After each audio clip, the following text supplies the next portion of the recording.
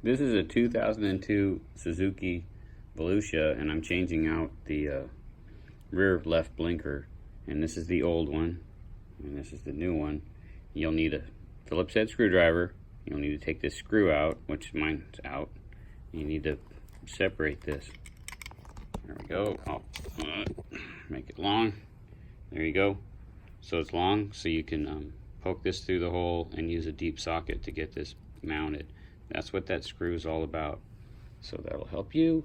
Up here, to get the tail light off the back of the fender there, there's 4 10mm, and the top right one, if you look at the back from the back of the bike, the top right one is got this wire deal here to help you. So there's a deep socket 10 and a deep socket 14, preferably with a swivel right here, and that's to access this nut, which goes up like this side here.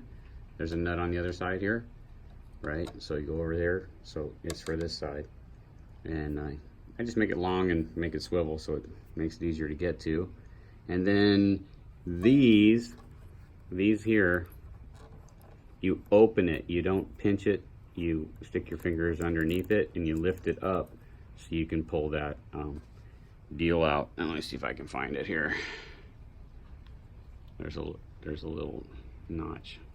So you want to lift it up over that notch and then pull it apart. So I think that's pretty much the information you need.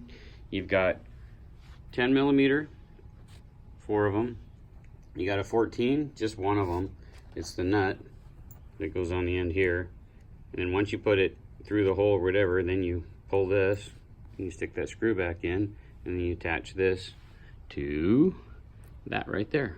And you're good to go. Take it easy.